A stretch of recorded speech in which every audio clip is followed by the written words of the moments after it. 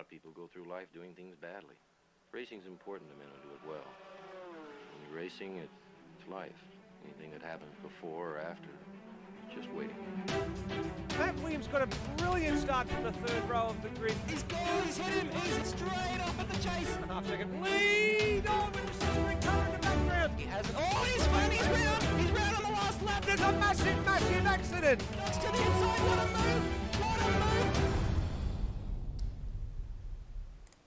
Good evening everyone and welcome to a brand new series of Automobilista Australia. It's the Porsche Cup, round one, and tonight we're hitting the streets of Adelaide for what is likely to be a very challenging motor race. Bringing you all the action, it's your friendly neighbourhood Apex Rear Wing TV broadcast team. On behalf of Short Shift Podcast, my name's Stairs and it's my pleasure to introduce my co-commentator, many of you know him as Scruff or El Chief, Matt Williams. Thanks very much, Stairs. Glad to be here. Glad to have you along. Your first role as the second commentator rather than the third commentator, so how do you feel about this momentous occasion? It's very intimidating being with a man such as yourself, but I hope to not screw it up too badly. There we go. Well, I believe you've got a bit of information in front of you there about the race ahead of us tonight. I certainly do. We are at the Adelaide Street Circuit, as you mentioned earlier. The track is 3.22 kilometres long, has 16 corners. We'll be doing a 44-lap race of a distance of 141.64 kilometres. And the circuit is of a clockwise orientation, and the service settings for this race are 1 times tyre wear and 2 times fuel burn rate. Fantastic. Well, that certainly is going to make strategy a factor like it wasn't in the Super Series, given the much longer races, and we'll talk a little bit about that in the coming moments. But for now, let's have a little bit of a look at the number of competitors that we've got signed up for this series. And here they all are. Brenton Hobson with the number 1 after winning the Super Series in the Porsches last time out. You've got Phil Boak and that should say Brenton Foley, not Will Devonish, I beg your pardon. As well as Jamie Snow, Will Devonish, Greg Tara and Dwayne Davies. Well, Dwayne Davies actually not here tonight, but he's got someone subbing in for him. Andy Simpson, Lewis Wedding, Cameron Costa and Topher Field, the start of the Pro B drivers in the 007 car, or 007 car I should say. David Keane in the number 8. Andrew Hall, Big Dog, in the old 29 Matt Harvey Repair and Tune car. Daniel Escudero, Cracker in the Qantas car. Gary Neville, number 61 there for GNEV Racing. Brett Limmer and Scott Murrell in the Bob Jane Team Arts cars, with Brendan Ross in the red and silver car there, and Cam Rutledge in the number 888 car. Now that isn't everyone, because we've had a few late entries, some guest cars, and we'll go through them a little bit later on. But in the meantime, I'm going to throw across to Scruff, who has a very special announcement. Yes, with the V8 Supercar Series, as we all know, the Sandown, Bathurst and Gold Coast rounds are coming up, and in the real series, as we know, they are enduro events. And we've been talking about it for a few weeks now, how we could run these the best as we could for the group, and have come up with sort of an outline of what we'd like to do. It may still change a little bit, but so far it's looking like we'll run 50% race distance for the real ones. And we can either have 2 drivers, which will obviously be a driver swap race, or drivers can elect to run solo by themselves. The Pro A drivers would be required to pair up with a driver in Pro B or lower, and all other pairings are open. So for example, a Pro B can go with another Pro B or with a Pro Am driver. And the points themselves wouldn't count towards the main series if we ran it that way, given the differences in running by yourself and running with a teammate. We feel it would affect the main championship too heavily. But the solo drivers would be classed separately to the team drivers, and therefore we could have 2 separate enduro champions. There you go. So that would be a very interesting way to do it, and I think since we saw that we're going to be doing Bathurst in these cars and Sandown in these cars, that I believe there'd be quite a bit of interest and a bit of speculation about what was going to happen there. So there you have it, folks. Yeah, the conversation really started quite a while ago, but It was a bit awkward trying to figure it out with all the changes and stuff we were going on with Season 2 and all that, so it got put on the back burner for a bit. In the last few weeks we've really started talking about it a lot more, and we feel that is probably the best way to run it. There you go. Well, as far as tonight's race goes, we went through the competitors entered into this race, into this championship earlier on. That's not all of them. We've got as many as 9 guest cars running tonight, so that's a hefty number of vehicles. So we're just going to go through, show you them on track. The one you're looking at the moment is that of Jaden Draper, who's taken over that M&M livery that we saw Corey Ott racing in the Porsche Super Series last time out. So he's in the number 16 car. There's Brenton Hobson in the number 1. That's a very familiar livery. The red band on the front of the windscreen for him, denoting that he is the defending Porsche champion. Colin Warwick, who's just gone back to the pits there, he is in that black number 53 car. Now if we try and move the camera so we can get a bit of a better look and show you... Oh, it's gone. He's jumped out of the server, which is very frustrating. We'll come back to him. Dylan Shepherd is driving the 4th guest car. That's the bright green short shift podcast car, number 28. So watch out for him. Kurt Stenberg driving the number 47 Apex car, so that's just a black livery. He's got his name on him, so that should be fairly easy to identify. Michael Ford, another one who's joined us late in the piece, driving the number 360 with the gun shop livery on it. Nice purple accents on that car, so that should be fairly easy to discern. Guest car number 6. So we've got Cameron Costa, Lewis Wedding, Brenton Foley making his way out onto the track in the number 074 car. Oz Rob, another one joining us in that Remus car, number 56, the red and black livery. Lee Sanford, I touched on it very briefly earlier on, but since due to Dwayne Davies' injury with his back, we've got Lee Sanford taking the Marlboro, the famous Davies Marlboro livery out onto the track, and that is the final running of this livery. Davies Dwayne has decided to retire that livery, Scruff, at the end of tonight, and fittingly as it is the home track of Dwayne Davies, and Lee Sanford giving it a final send-off tonight. Yeah, good mates those two as well, so fitting that he'd hand the car over to Lee to send it off in the way that he's going to try and surprise us with at the end of the race. Might not be a bit of a surprise after that, but we know it. Another person just hiding around the corner in there. We're going to sneak around and see if we can get a look at him. You are probably more used to hearing his voice than seeing him drive, but there is Nether in the O2 car for the Short Shift podcast team again. So that's the second Short Shift podcast car, this one with the white rather than the tennis ball green. He was just driven off the track by Brenton Hobson as well, so a good introduction. Oh yeah, he probably won't be too thrilled with that. And Colin Warwick's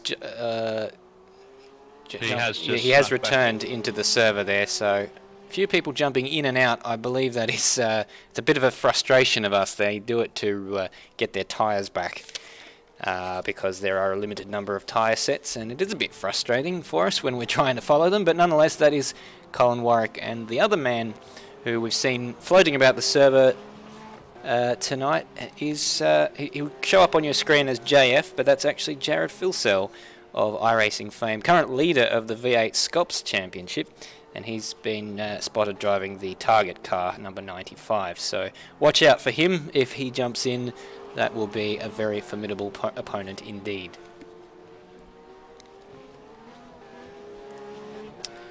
Well, might just go through the calendar quickly while we've got a minute before qualifying starts, Scruff. As we earlier mentioned, it's a longer race than we're used to seeing in these Porsche races. We, in the first Super Series, had 2 sprint races of about 60 kilometres in length. Those races are still happening, but alternating for most rounds with a 140 kilometre feature race. And there's the calendar on your screen there. So a good way of dividing the season up into 2 different challenges, Scruff. Yeah, we thought it might make it a little bit more interesting than continuing solely with the old format. It adds a bit more strategy and stuff into these races, as I mentioned earlier, with petrol and tyres. Obviously, they're not going to last the full race distance. So it just brings into another element to the championship for some of these guys. Certainly does. And of course, that's going to mean that tonight we will need a pit stop at some stage during the race, and the pit window is going to be a lot wider than we've seen in recent times in the Supercars series. We reckon on numbers that we've been given that the maximum stint on fuel would be somewhere in the order of about 29 or 30 laps, which given a 44 lap race gives you a pit window that's somewhere in the order of, my math is shocking, but about 18 laps. About 18 laps, so that is you quite can big. theoretically pit and make it home from. And of course, tyre wear quite a factor as well. Yeah, we have a little bit of information through from a couple drivers, and it does look like the rear tyres especially going to struggle after about the 10 to 15 lap mark. Well, the timer has just ticked over to 0 in the session, so practice is over. Fastest time was set by Jared Filser with an 18.4. And Jared, one of the Adelaide-based drivers, so he would know this track pretty well. Has probably been there in many times in real life. Yeah, we had him practicing yesterday, and predictably enough, his pace was, compared to mine especially, absolutely ridiculously fast. But we've seen him on the time trials as well in the game, and if he makes it to the end of the race, especially in this qualifying session as well, he will just blow everyone out of the water, I think. And well, hopefully I haven't just put the commentator's curse on him. Well, it's potentially that's something that would happen, but we've seen quite a few iRacers jump in from time to time and absolutely destroy everyone in qualifying and have some really quite amazing pace, but then their unfamiliarity with Automobilista comes back to bite them, and they haven't actually checked out how to do any pit stops or anything like that. And given that will be something that is required tonight, you certainly, I mean, you're not going to make it on fuel, you're definitely not going to make it on tyres either without making a pit stop. So if they don't have that sorted out, there could be a DNF halfway through the race. Yeah, it has been an issue we've seen with a lot of these iRacers, that they don't know how to set their fuel or tyres for the pit stop, or recently we've seen a few of them forget that you can't drive through other cars in the pit lane. A little bit of a squabble there with Brenton Foley and Lewis Wedding just out of the pits. Obviously Lewis wanted clear track ahead of him and didn't want Brenton Foley's Vodafone car in front of him, but it's Brenton Hobson at the moment is the lead car on the track. He was third in the practice session, and he'll be looking very much to get his account open. I beg your pardon, that wasn't Lewis Wedding. That was one of the guest cars, the bright green short shift car, which belongs to Dylan Shepherd. So I did Wedding a little bit of a disservice there, but nonetheless, Dylan Shepherd, one of the quickest guys, he was 5th in practice, so he wants to get clear track, and he's not actually letting Brenton Hobson get away too much on this opening warm or out lap here. But as is customary, when he comes across the line, Hobbo that is, we're going to jump on board with him and take you around a lap of this Adelaide street circuit. And moving across to the right-hand side of the track, down the straight, braking very, very late, and just chucking it over those curbs and hope you don't get a strike. Onto Wakefield Street, tremendous pace the cars take onto this corner, then down into 4. A lot of curb on the inside there.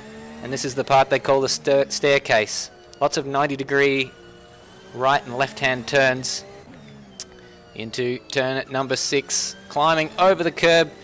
No concern at all for the balance of the car. He's got it in check. Out of 7. Oh, that was a very, very big bump on the curb there. It's a very important corner, that turn 7. It leads onto the longest straight. And here it is. Clench, lift, and slam the throttle back onto turn 8. And the most, probably the biggest overtaking opportunity here, turn 9, gets it stopped nicely. Very easy to overcook it on the brakes there. Down to turn 11 and 12. Very easy to go wide here. Run it out over the curb. It's a flat curb, so there's no worries here. Into the final sequence of corners there. Very wide of the curb there. It can unsettle the car. You don't want to hit it. Into the final corner. Out of the final corner. And bring it across the line for a 1:19.5. That's your first benchmark in this qualifying session. Definitely a good banker lap from Hobson there. It's been, as I can't pronounce his name, JF sets an 18.4 on his first lap. So Jared Filsell has jumped to the top of the timesheets as we expected. He's not the V8 Scops Championship leader for nothing. And such speed has absolutely blown everyone else out of the water. That good banker lap we saw from Brenton Hobson is all of a sudden over a second off the pace. It'll be interesting to see Hobson through this series, though, because we know he was in a class of his own for much of the previous Super Series. And while he does have an advantage in most of the other series he does run in, these ones were generally where the margin was biggest between him and the rest of the field. It certainly was, and it's interesting that Lewis Wedding was probably his closest competitor in the points during that series, but he was challenged on and off by the Warren brothers came in for a couple of races. We saw Corey Ott give Brenton Hobson a run for his money on more than a couple of occasions. We had Dylan Shepherd, Colin Warwick coming in, so a lot of these guys are back, especially Dylan Shepherd, Colin Warwick, and they are going to want to dethrone the champion in Brenton Hobson. They want to get rid of that number one. They'll want that number one to be 88 again. He's just improved on his time by about 0.2 of a second, down to 19.3. So he's starting to get in tune with the track for qualifying. Certainly is, but while that's happening, Jared Filsell is moving the goalposts, and here is that target car we mentioned earlier on, absolutely in 0.3 up already. Gracious me, that is quick. And that's on an 18.4, which is a time that I'd be very happy with myself if I was able to do. And his banker lap is, unfortunately for everyone else, a banker lap, and he's going faster. Brent Foley's just jumped up to 4th. He's done Jared Filsell's done a 21.9 through that first sector. Hobson, on this lap, he's done a 22.5, so there's over 0.6 of a second between them, just in the first sector. Yeah, well, Hobson will have been happy to jump inside of 1 second away from Jared Filsell, but I have a feeling he's going to be demoted outside a second when Jared Filsell comes across to set this lap time, because at the last check he was just under a half a second up on his time, and he is indeed taken nearly 0.7 of a second, down to a 17.7, ladies and gentlemen. Gracious. And Dylan Shepherd's second. He's gone ahead of Brenton Hobson by half a tenth. No, sorry, yeah, it is half a tenth, by 0.06 of a second. It's definitely looking like a very close race for the second at the moment, with 5 or 6 drivers all within about half a second of each other, from Dylan Shepherd down to Philip Boak, who has done a 19.7. Brenton Foley has started another lap. So the two Vodafone cars there, very, very close. The two PBF Race Engineering cars, differentiated in this series by the lighter grey on Brenton Foley's car, you can see there, and the darker grey when he comes into shot here of Philip Boak, number 015. So good team livery there, and you can tell that they're going to be a strong force in the team's championship, because I believe they're the only two-car team in this championship. So given everyone else are single-car privateers, that will be something that's probably a little bit of a given for them. Is Stenberg and I think Warwick, are they in the same team, or? No, I think very similar cars. They drive, I believe, for different sim teams. So that's why they've got just their sim racing, iRacing, I should say, teams, Raceworks there on Colin Warwick's car, and the Apex logo on the car of Dylan Shepherd. Sorry, not Dylan Shepherd, Colin Warwick. So although they look similar, they're not actually the same team.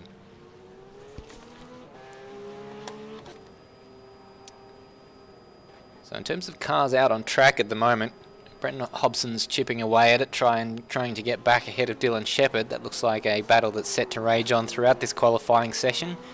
He is on a good lap at the moment as well. He's green through the first 2 sectors. and it only takes the smallest amount to get that half a tenth. Does he have enough? It's a nice clean exit. Now he's diagonaling across the start-finish straight, and he's found the time that he needed, so he's jumped up into second place as Hobson. Still 1.3 adrift of Jared Filsell, and he's gone back to the pits on that lap, so he might have got a track cut. I have a feeling he wanted to go on for another lap because he zigzagged, or he didn't zigzag, he diagonaled the start-finish straight, which you wouldn't do if you knew it was going to be your last flying lap of that particular run. You'd just hold the line out of the final corner to bring it across the line in the shortest possible distance. But he diagonaled straight back out of the garage as well, Stairs, so it does look like he just made a little bit of a mistake and wanted to get a cleaner run on. Maybe get some new tyres as well and see what he can do in this last 6 minutes of the session. Makes sense. We haven't seen Lewis Wedding set a time just yet, and he's in the middle of a lap, so we'll see what he can do. He's just coming out of turn 8, down to 9 at the moment, and it's something that he does, whereas we just mentioned Brenton Hobson. He likes to get as many laps as possible. He's set the most laps equal with Brenton Foley in 7 laps. Lewis Wedding hasn't done a single time lap just yet and is not really afraid of waiting for everyone else to set their markers there. And contrary to what Hobson did, as someone spins in front of Wedding, he takes a bit of curb there at the penultimate corner. So it's a 19.3 for Lewis Wedding, which is good enough for 4th. Not too far away from Dylan Shepherd. And back to the pits, so it was just fuel for one run for Lewis Wedding there.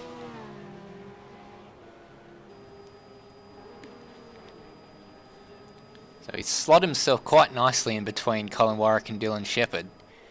And I have a feeling just a little bit more comfortable in these cars than the V8s there, Scruff.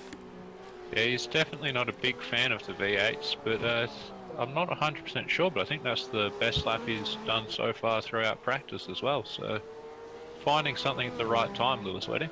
Yeah, these times are tumbling down. The top 8 are all inside at a 19, with Jared Filsell and then clear air before anyone else. Dylan Shepherd's just jumped up into second place, so Shepherd and Hobson are just chipping away at each other's times. Very, very closely fought affair, that one. We've got Filsell on a 17.7 and nobody in the 18s behind him at all. The next fastest time is a 19.005, so that's an amazingly big gap between first and second place. Let's ride with Jared through turn 8, see how he does it. Just a slight brush on the wall on the entry there, but last check he was up on his first sector time. It was a bit rough over the curbs, but I have a feeling that's the way he likes to drive it. And he's lost a little bit through here, but he's matching his pole time. And I say pole time with a fair bit of confidence, given that I don't think anyone has an answer for this. And this is just for pride to say to the other zone he's backed out of it. I think he was worried about catching the traffic on the next lap, so he's giving himself some space so that he can have another launch at that time of a 17.794. I'd like to say hi to all the people watching along on the YouTube stream. Got quite a few of you in the live chat. It's very good to see all your messages and all that sort of stuff. Shane Chancellor saying, it must be something in the water there. Well, if it is, then I haven't drunk any of it because I couldn't come anywhere near that. I'd be happy with a sub 1 minute 20 lap, personally. I'd be happy with under 22. Flung! Christ. Filsell flinging the car over those curbs. He's down by a small amount again, but once again he's matching that time. So it's not just a flash in the pan at 17.7, that's the sort of pace that he actually has. And considering that he's just come from, I think he was pre-qualifying for V8 Scops at Monza before this, he just jumps straight back into Porsche and is able to ignite the timing screens in such a fashion.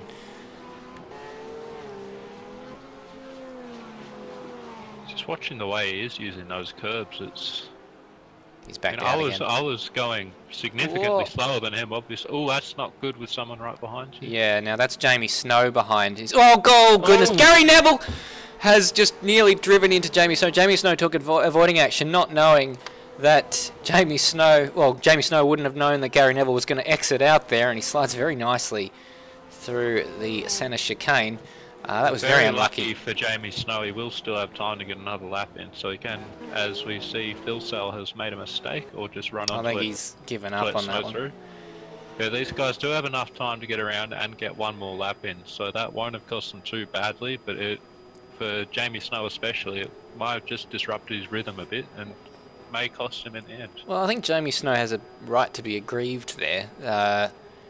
Jared needs to be aware. See coming out of into a corner and then coming out of a corner with another car reversing across the track. track. The Gary thing was a bit awkward, but you certainly, if you are backing off to have a tilt another fast lap. Hit the wall. Sorry to cut you off there. Phil Sells hit the wall quite badly there and looks like he's given up on it. He won't get another lap in the session. So I don't think that'll be the end of the world for him. He's going to start from pole position, I would expect.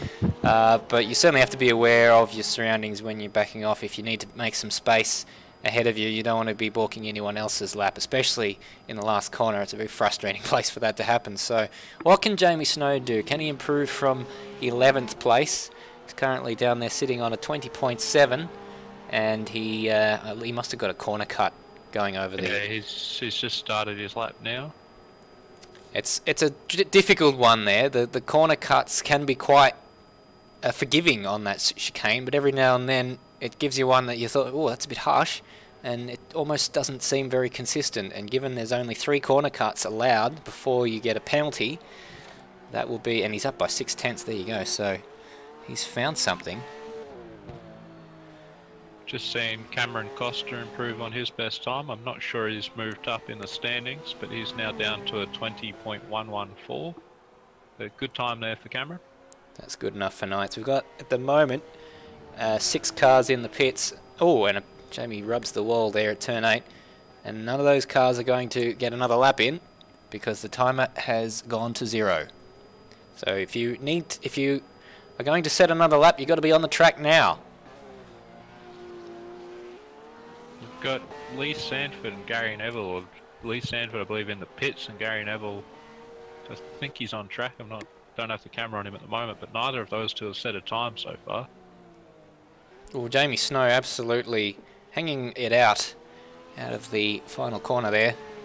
And he does improve. He found 6/10, so he's jumped up into 9th place ahead of Cameron Costa. So we're going to turn our attention to Brenton Hobson and Dylan Shepherd. Oh, Dylan Shepherd's come in, so he's aborted his final lap. Brenton Hobson's coming through the final sector now, so we'll have one last opportunity, and he is up. I just saw a green. I didn't see on the screen by how much, but he has an excellent opportunity here to jump up into 2nd place and leapfrog Dylan Shepherd. Pushing very hard on this lap too. As we cut to him, he was just about scraping the wall. He's still diagonaling the start-finish straight, but it's enough. He's found 18.8, the only driver in the 18 stairs. There you go. We've got a 17.7 for pole with Jared Filsell, an 18.8 for Brenton Hobson, and then a 19 and change from Dylan Shepherd. No one else on the racetrack who looks like they're going to improve. Yes, indeed. Just Gary Neville, and he's not on a timed lapse. So that is the end of the qualifying session. Jared Filsell, surprising no one, he's on pole position. Gary Neville just managing to get a timed lap in at the end there to put him in 17th place. And Lee Sanford, unfortunately, unable to get a timed lap in. So issues there during the qualifying session for Sanford. It's unfortunate for him. So we now take a bit of a break. We'll go on a break shortly, but in the meantime, what are your predictions, Scruff, for the race itself? 2 words: safety cars. Well, it's certainly not something that you'd get very long odds on. The walls are close; they're ready. There's a lot of cars here. This is the first time they've driven the Porsches for a number of weeks, so all of the ingredients are there.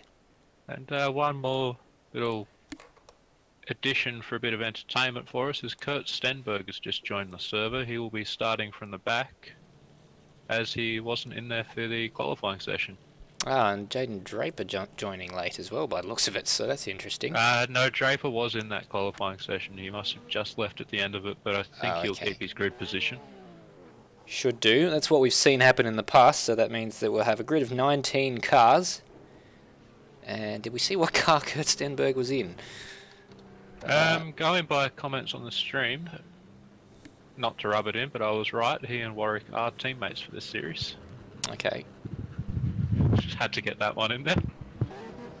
Both WSR. Yeah, both in that black livery with the Apex. I was thrown by the different sponsors, so never... Yeah, it'll be a different sponsor just to represent their own teams, I would imagine. Well, while we get ready for this race, we're going to take a quick break, and we'll be back with Porsche Round 1 action from Adelaide. Racing's important to men who do it well. When you're racing, it's life. Anything that happens before or after, just waiting. And it's lights out and away we go. It's a great start from Sebastian Vettel. We come up the inside. They run, but the Red Bull Racing man has got through. The champion's done the job. They're all gone. They're all gone. Tander's off. McLaughlin's off. Make room. Richard Petty and Dale Earnhardt. There's another 7-time champ. Jimmy Johnson wins his 7th NASCAR Sprint Cup championship.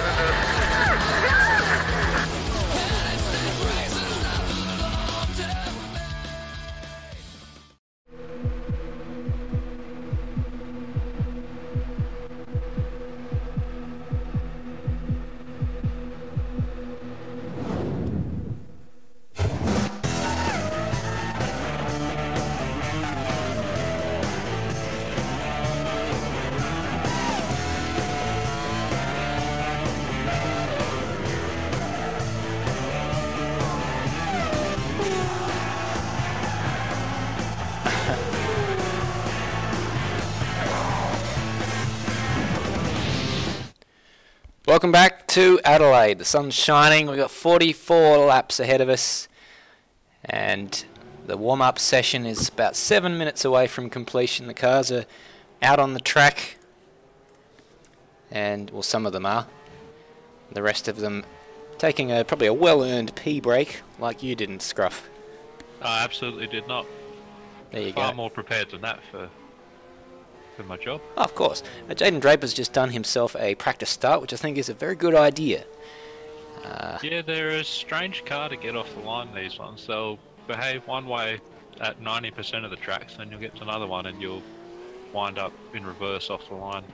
100% agree with you there. I thought I had the hang of driving these cars in one of the leagues that I was with, and was getting great starts for the first half of the season. Then all of a sudden I had 2 or 3 bad ones in a row, and it gets inside your head when that happens, and then you think, oh, what am I doing wrong? And then all of a sudden it comes good again, and it doesn't feel like you've done anything differently. Yeah, it's just, you've got to use the sessions whenever you get a chance to do a couple of them as close as you can to the grid, and hope for the best when the race comes around, really, because you just can never be 100% sure with these ones. Absolutely.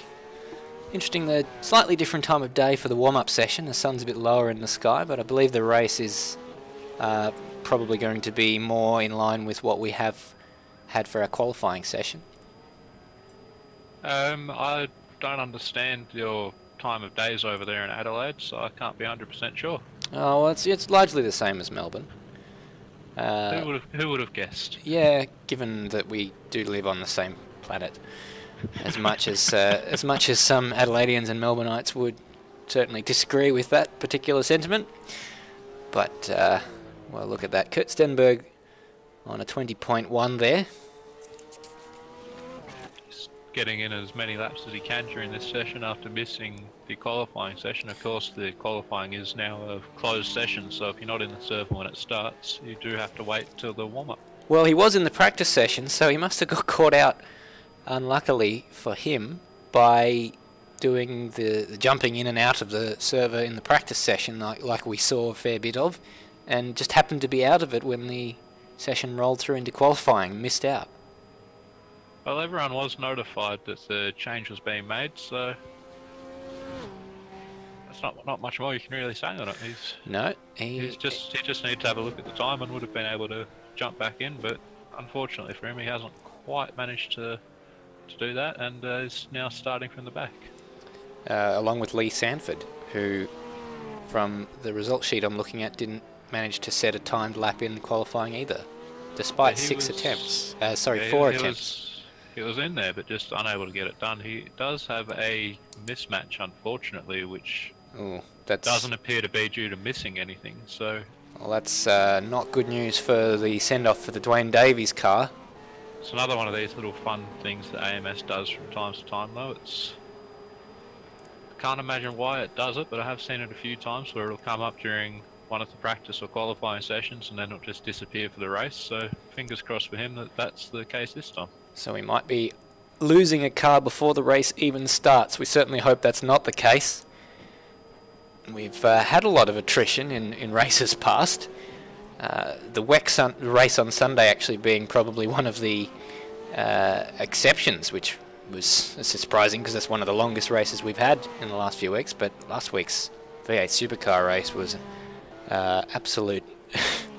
absolutely murderous. And 14 retirements. 14 retirements, yes. We had the Formula 1 race, which has now entered notoriety as Costa destroys his car out of turn 8. Entered notoriety with only having 2 finishes out of 13 starters. And then I didn't actually catch the reverse grid in the TCC series on Monday, but there was only something like 6 or 7 finishes there. So disaster must have struck there. Yeah, I was in that race. I can't... there was a few I did see, but it just looked like a couple of them were just dropping out, and unfortunate to see when you're out there and are winding up in 6th or 7th and really wish you had a lot of people behind you to say you came through from the back of the grid. But well, it was... Oh, goodness. Kurt Stenberg misjudging the tyre barrier there, and those things are solid in Automobilista. Well, you came through in that V8 Supercar race in much the same way, but you had to keep your nose out of trouble there, Scruff. Yeah, that was an interesting night, given I'd done almost no practice and was just really trying to keep it on the track. I didn't bother going out and qualifying because I didn't expect to make it past turn 1 without going off the track, so it just seemed like a safer idea for everyone, and then wound up in 10th place out of 26 starters. So.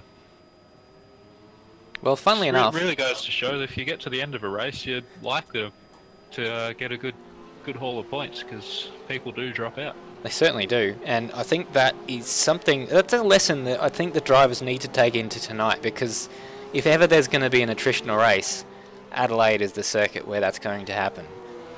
We've talked about safety cars as a possibility, a probability, and if you get to the end, there's going to be cars limping home with damaged steering. There's going to be opportunities. So, I mean, if anyone watched the GT3 race, and I bring this up at every possible opportunity, but I was running 14th in that race a couple of months ago when we did 90 minutes here, or 80 minutes, or whatever it was, in on this very circuit.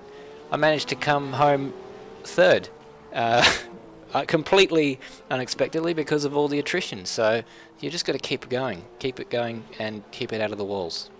It is nice when you do look up and check what position you're in at some stage towards the end of a race, and you're about 10 spots higher up than you last remember being in. Absolutely. And it is one of those tracks where you've got to concentrate very hard. Sometimes you can almost not notice what position you're in for many laps. There are a lot of spots where you think you can sort of relax a little bit on this track, but you really can't. Like on the back straight, you come out of turn 7 and you've got to be ready for turn 8 straight away. You're trying to sight the corner the whole way up to it out of turn 7, then out of there you're looking for your braking point for turn 9, and it's just, you don't get a break on this circuit.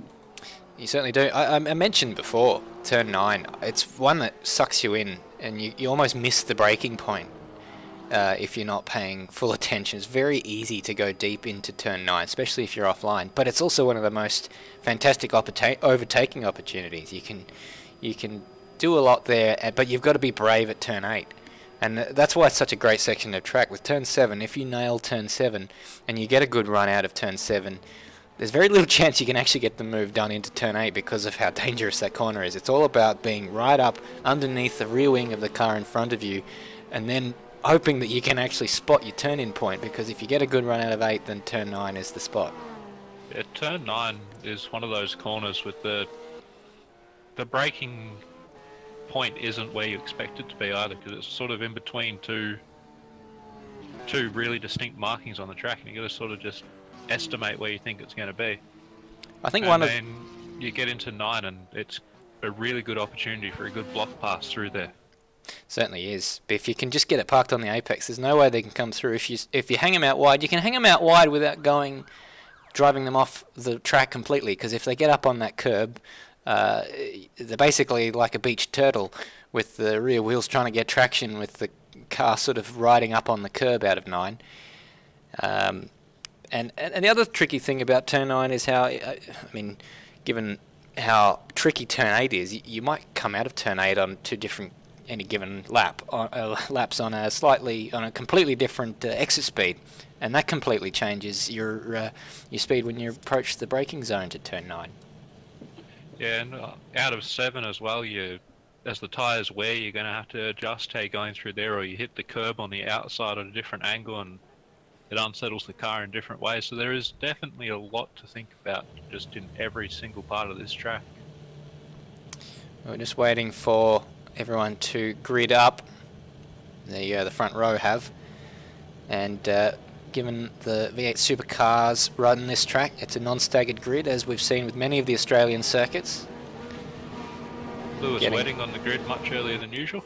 Much earlier in the grid than usual, and a bit of smoke as they get away on their warm-up lap. Let's take you through the grid. Jared Filsell in the target car, number 95, is your pole sitter, leading them around on a fairly quick warm-up lap, it has to be said.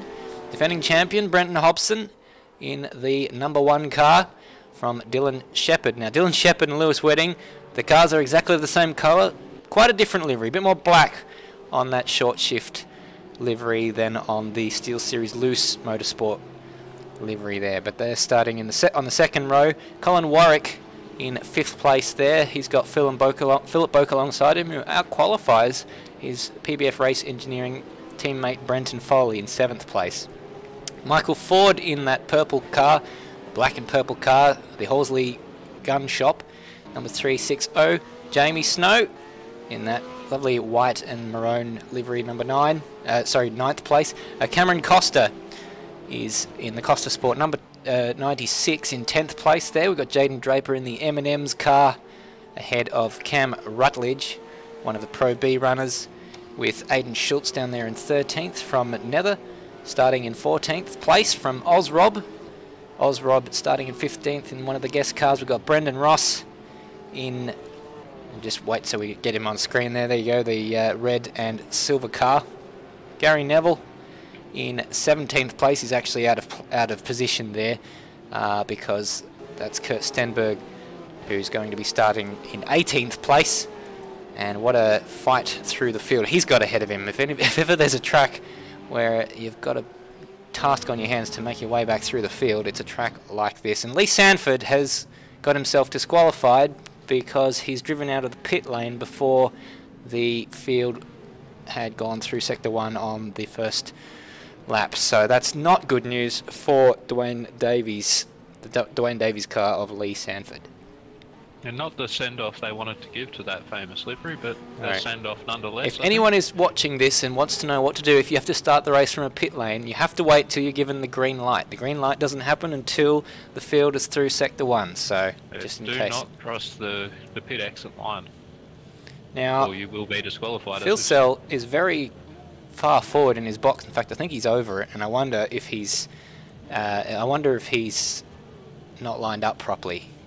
Got a few guys. I think Dylan Shepherd as well looks to be a fair way forward out of his box. Certainly is, and Philip Boak's a bit further back. So we've had this 2 weeks in a row now where there's quite a few cars that look like they're out of place. But we've got revs rising, so it sounds like we might be about to get the lights. We're about to get a start, and indeed we do. It's a pretty good initial launch there from Brenton Hobson, But it's Jared Filser who's going to have the inside line, and he's going to go through into turn 1. Brenton Hobson's going to lose the spot there to Dylan Shepherd, and Lewis Wedding bringing up 4th place. We've got Brenton Foley who's made up spots off the start. He's getting challenged from Colin Warwick there, and don't know what happened to Philip Boak. He's lost positions. Everyone getting a good clean start there through the centre chicane. That's good to see. We've got Dylan Shepherd up into 2nd place already. Yeah, so he did have a pretty good start, and Brett took advantage there. Quite what's the word I'm looking for? It was opportunistic. Brenton Hobson was not in the right spot, trying to make the move on Jared Filsell, and as a result, Dylan Shepherd was able to get through. Here's turn 8. Are they going to all get through? Looks like everyone's kept it out of the wall except for possibly the M&M's car in the background there. Not quite of Jaden Draper, not quite getting through without the smallest nudge, and that will be something that might play havoc later on if people don't realise they've got damage, that they get it repaired in the pit stops, and that is going to be crucial time lost. So far, looks like we've got everyone making it around to... Oh! As I say that... Dylan Shepherd nearly lost it, and he's had a huge swapper at the final corner, and Brenton Hobson doesn't have enough of a run. I think he had to get out of the throttle because he would have been absolutely clenching out of there, and it didn't quite work out for Brenton Hobson. I think if he'd kept his foot in it, he probably would have blasted past Dylan, but he had to worry that maybe Dylan was going to come and T-bone him. Can never be 100% sure with the rear engine cars quite what they're going to do. They do act like a bit of a pendulum in that situation. They certainly do. Hot bits in the back, 108 cylinders of horizontally opposed power. But here we go. Brenton Hobson's got a run into turn 8. He'd be a brave man to make the move in there. And you can see the rear wings are exactly the same because they're both sponsored by the Short Shift podcast. And we got a little bit of a glancing blow with the wall of Colin Warwick, and Hobson's having a look down the inside, and Dylan Shepherd's cutting that rune off, but there we go, he's like a stranded turtle on the exit of the curb there. Brenton Hobson has managed to get through, but look at that, Dylan Shepherd somehow managed to get the traction to get his car back up the inside, but Hobson's going to have the inside for the next one, and Lewis Wedding's having a look in here. These guys are fighting tooth and nail. It's lap 2, and it's already a 3-second lead to Jared Filsell on lap 2. Not only that, we've got Stenberg up from, he would have started 18th with Sanford's disqualification. He's already up to 12th place. So that is a huge number of positions to make up off the start. He's currently on the back of Jamie Snow there. They're having a bit of an argument over 11th place. Meanwhile, I want to say they're leading through. Oh, that's a late move there for Dylan Shepherd into turn 4. Oh, that was a little bit of a dive, and Lewis Wedding is all over the back of this guy. He's trying to be close enough to make a pass when these guys tangle, which looks like an inevitability at this stage. And look at this train. They're all clambering over the curbs, clambering over each other. Good grief. Yeah, Lewis, we saw when those two are side by side in the final sector of the previous lap, he was just constantly lined up behind whoever was on the inside looking to just sneak the nose in there. And unable to do anything while that was going on, but so a lot of curb there from Shepherd. Stenberg looks like he might have a little bit of a look at Jamie Snow out of turn 8 now. He's thought better of that one, but this train with Brenton Foley latching onto the back of it. It's line astern here. Michael Ford's a couple of car lengths back, but certainly not out of touch by any stretch of the imagination. And now it's looks like Brenton Hobson's just made a few car lengths on Dylan Shepherd after Dylan Shepherd's failed attempt to pass at turn 4. Oh, Jaden Draper I think it was Jaden Draper, yes, the M&M's car. He was sideways coming around the final corner, and he's just got in the way of Jamie Snow a little bit as he looks to be pulling over. Jaden Draper looks to be pulling over. We'll have a look at that one. He's stopped out of the final corner. It didn't look like a major hit, but Jamie Snow pulled out a bit. Yeah, sorry, Stairs, you go ahead. Yeah, just having a look at a replay of that and see. There was a bit of smoke coming in before the corner. I wonder if it was... Draper has retired from the race. Yeah, it looked just like a strange lock-up, and then he's hit the wall on the exit there, and that's it. Jaden Draper out of the race, so not the full story there, I'd imagine. We'll have to see after the race why that happened, but Kurt Stenberg... Definitely a strange one there. Fortunate not to have anyone else get caught up in that as he started to drift back across the track. And Jamie Snow has DNF'd as a result of that as well, so that's incredibly bad luck for him. And that means we're down to 16 runners with Rob, the last guy on the track there. So and it also means to say that Kurt Stenberg is up into 10th place. So before long, he's going to be joining this train of cars from 2nd right through to 10th or 9th place. Kurt Stenberg. Stairs Hobson looks to have broken Dylan Shepherd. He's now over 2 seconds ahead of him. Yeah, it looks like he has the pace over Dylan Shepherd at the moment. Last lap around, he did a 19.5, full second faster than Dylan Shepherd, who's probably driving in his mirrors more than anything else at the moment. Although, in the last few moments, Lewis Wedding has dropped off the back of him a little bit, and he's got Colin Warwick all over the back of his SteelSeries rear wing there. And I get the feeling Colin... A lot for Lewis to concentrate on here, with Brenton Foley right behind Warwick as well. We've seen Foley and Lewis have had a few tussles lately in the GT3 and WEC series. Colin Warwick will be craving a Mountain Dew right now with, a bit of contact there. Dylan Shepherd into the wall there, but that's the... Oh, and here we go, late move for Colin Warwick. Lewis Wedding cuts that one off, and he's not going to be too happy about that. Rubbing's racing, but Lewis Wedding is still ahead. And Brenton Foley has up the inside of turn 11 here. Is he going to get that job done? He's done it. Colin Warwick has relinquished that place, and he won't be happy about that at all. And that is the difficulty when you're on a track like this and you try and make a move. You get shuffled off the line as Foley goes deep at the final corner. It's going to allow Colin Warwick back up around the outside. Foley's cut that route off. I don't know if drive down the centre of the road, Brenton. He's going to have to. I think Warwick was a little bit more sensible about that. He could have probably centred at turn 1, but it would have probably resulted in an almighty accident. Foley was very defensive into the final corner, which obviously is what compromised him on the exit and caused him to run wide there. Through the staircase they go, but you go offline here and there's just no grip. And that's what caught Foley out. If he was able to park it on the apex, he could have slowed Warwick's run, and then as a result he was a bit slow down the start-finish straight, which gave Warwick half a sniff. But the trouble is that straight's just not really long enough. It's such a long race as well. It's interesting to see just how aggressive some of these guys have been. They've got still 38 laps to go, and they're racing incredibly hard right now, which just doesn't seem like the best idea to me. Well, it certainly doesn't.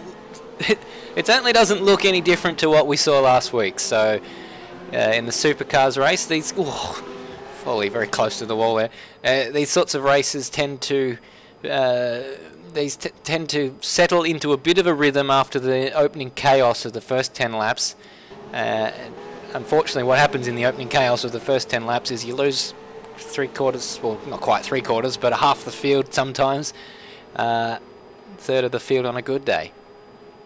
Got someone coming out of the pits. Brendan Ross has been through the pits already. He must have come in for damage, because it just doesn't seem to make any sense otherwise. No. Or to have been in the pits.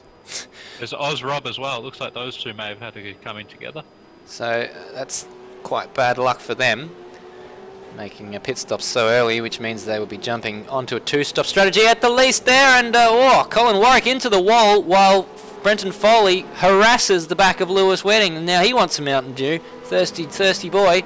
But we're still about 7 laps shy of what we would expect to be the lap that you can pit and actually make it home on fuel. Probably not the optimal strategy, but lap 14 is where the pit window opens for a 1-stop. And he's just given Lewis Wedding a bit of a serve there as Brenton Foley. And it was largely, I wouldn't say it was intentional, because we know Brenton Foley doesn't like to do that. But it's all closed. Well, I wouldn't say it's all closing up. It never really opened up.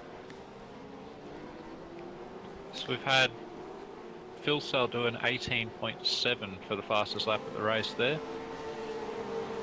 Yeah, the pit window is an interesting one. While you can make it home from fuel at about lap 13, lap 14, you almost certainly can't make it back on tyres from the data we've received. No, tyre wear will be a factor. Even though it's only set to ×1 tyre wear, these cars can wear quite easily. And the trouble with, especially on a track like this, if you're lighting up those rears a lot, the temperature skyrockets, and it's very hard to get those tyres back into a safe operating window once you've had a couple of moments. It tends to snowball on you a bit. Just having a look through the field to see if we've got any other battles going on at the moment. Oh, we had a huge collision there. There's a wheel missing, and it's Lewis Wedding out of this race. Lewis Wedding is out of the race. Let's have a look at what happened there. It was turn 8. Turn 8 strikes again. Sorry to cut across you there, Scruff, but how did that happen? Let's go on board. He's hit the inside. He's hit the inside wall. Round she went. Wheel gone. 3 wheels on my wagon, and Lewis Wedding says good night, Sleepy Jean. Oh God, that's going to be stuck in my head again. Thank you very much, Madbird. Oh, Rutledge losing a position to Gary Neville there over 13th place. Yeah, as Wedding hit the wall at the outside of turn 8, it looked like Rutledge hit the wall coming out of turn 3, and it wasn't as bad as Lewis. Obviously, he's still going, but it was quite a firm hit. Certainly was, and now Warwick is having a look around the outside of turn 4 there. So Brenton Foley going backwards after that, and he's got Michael Ford to contend with as well. So Brenton Foley, after gaining the position on Lewis Wedding, loses the position to Colin Warwick. So it swings and roundabouts for Foley. If Foley, we do often see he'll be in a battle like this in the early stages of the race, and generally he is the one that does come out on top, but this one I get the feeling is going to go on for a long time yet. Yeah, he's consistent. We know he does a fair bit of practice there as Kurt Stenberg in the background trying to get past Cameron Costa, hits the wall at turn 8, and that's the trouble when you're tucked up behind someone. It is hard to spot your turn-in point. Trouble for Lewis Wedding was he didn't have anyone in front of him, so he just turned in that little bit early. Maybe the track's gripping up more than he expected it to.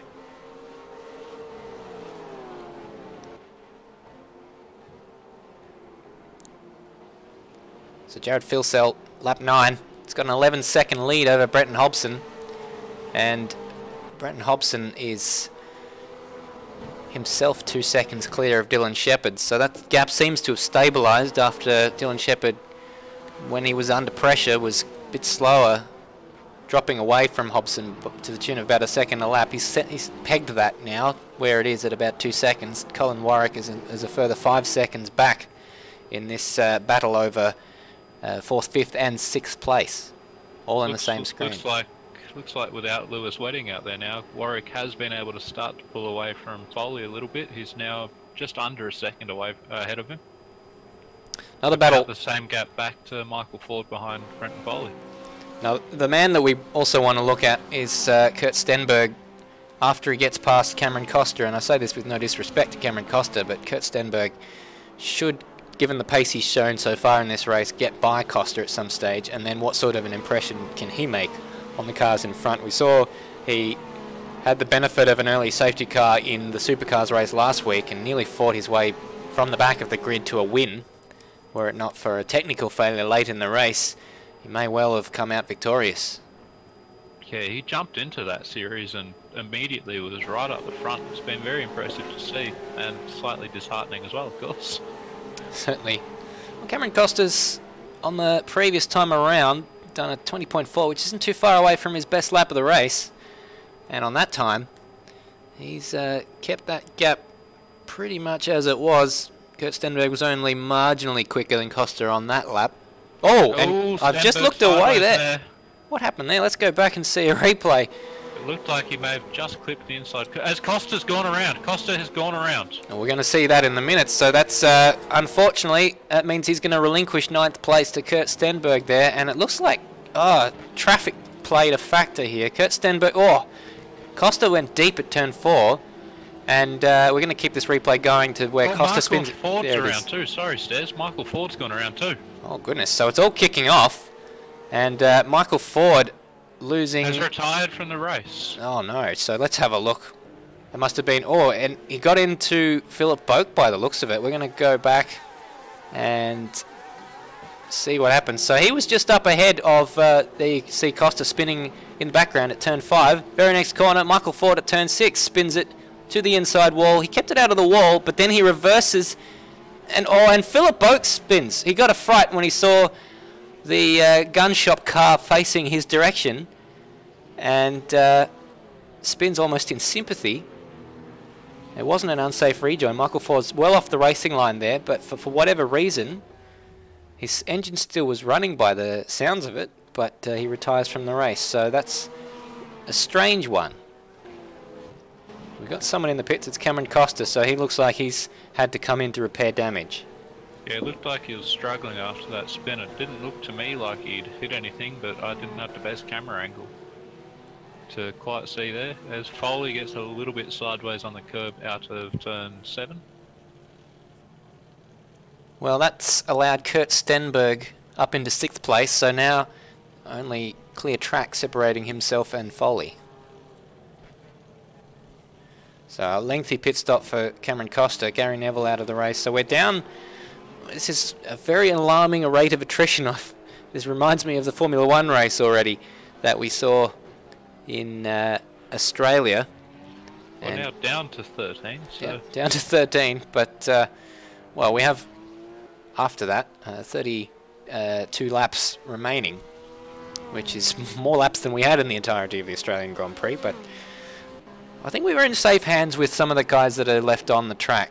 We know, although Philip Boak is damaged, that he tends to finish races. So does Kurt Stenberg when his internet doesn't blow up, and so does Brenton Foley. One man who doesn't finish too many. Well, Gary Neville is out of the race. Sorry, Stairs. I'm not sure if you noticed that earlier. Yes, did mention that. There's been so many scattered through. The few guys being lapped. It's well, been hard to let's go through who's no longer in this race, starting from the disqualification on lap 1. Well, didn't even make it to lap 1. Lee Sanford disqualified for driving out of the pit lane before the light went green. Not allowed to do that. Jaden Draper, Jamie Snow, Lewis Wedding, Michael Ford and Gary Neville are all out of the race. Cameron Costa's made it back out onto the racetrack, but albeit only in 11th place. Still got plenty of time left for these guys. And remarkably enough, we haven't actually seen a safety car yet. But no. I wonder if we've actually got it switched on. That's one for the series boss, Brock Harvey. Well, we'll come back to that. We do like a good safety car. We don't want to see it too often, but it certainly spices up the strategy of everything. Yeah, one about now would probably be quite good for us watching, because it's sort of in that window where you can pit and make it back on petrol, and it'll make it very sketchy on the end with the worn tyres, that's for sure. Yeah, it'll bring the field back together too. They've all split out a bit with the guys who haven't managed to make it home. Yes, they have. Phil Sell out front is just sort of managing that gap at about 13 seconds. He sprinted out to an enormous lead, and Brenton Hobson didn't have an answer for him, but now he's just managing that gap quite superbly. Yeah, now he's in that position where he just has to maintain his concentration and keep putting in the laps and keep that gap where it is and just bring the car home. Absolutely, but the question remains, and you know, forgive us, Phil Sell, if he's listening back to this after the race, if he doesn't know how to do a pit stop, forgive us for thinking that might be a potential problem for him, because it's happened to so many iRaces before. It's happened to me as well, so we've all got to go through it, and I'm not going to feel any pity because it has happened to me. at this very track, actually. I think I had to go through the pits 5 times before I figured it out. Well, he doesn't have quite that sort of advantage where he can go through the pits 5 times or even 1 extra time, with Brenton Hobson 12 seconds behind. Got a yellow flag in Sector 1. So I wonder what that is. We've seen Dylan Shepherd's losing places. Looks like it is Shepherd. He now also has his lights on, which that's we know you're not meant to do. allowed. So here he is. The first corner. That's a fast part of the track to lose it. And just got a swapper on into the wall with the rear of his car. And that's going to be a handful and a very awkward place to try and rejoin, because he can't really see the cars coming through there. Oh, he's managed to find a gap, thankfully, and he's down to 6th place by the looks of it on the timing screens. I'm surprised he didn't lose more spots, to be quite frank. very awkward looking crash there, just getting the car sort of caught up on the curve a bit. Well, he was keeping Hobson honest. Now Hobson's got a 10-second gap to the car behind.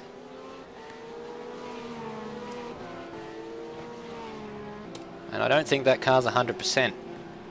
Well, does he take a gamble and make an early pit stop now? See if he can make it to the end. We know that on fuel it's technically possible. Tyres will be a bit sketchy. Oh, he's gone wide at the final corner there. Or at the entry to the final corner, and Dylan Shepherd struggling to control that car. It is not 100%.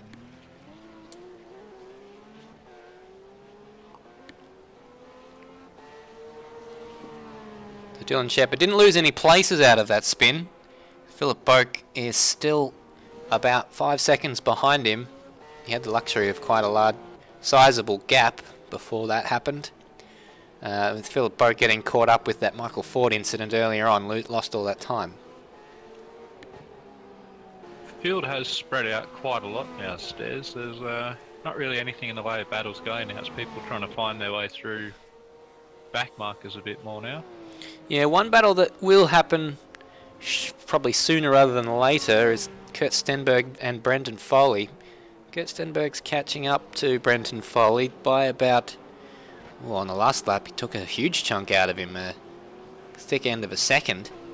With Kurt Stenberg's... Only 2 seconds between them at the moment as well, so that one could come down rather quickly if that is representative of the pace difference between them. Well, I'd say so, and that is the closest battle on the track. That 2-second margin is the smallest one for all the cars on the circuit. Dylan Shepherd does indeed look as though he's dealing with quite a bit of damage. He's dropped off the back of Cameron Costa and I believe Cameron Rutledge as well. Oh, Foley's got himself all crossed up through the chicane there. Did well to hold on to that.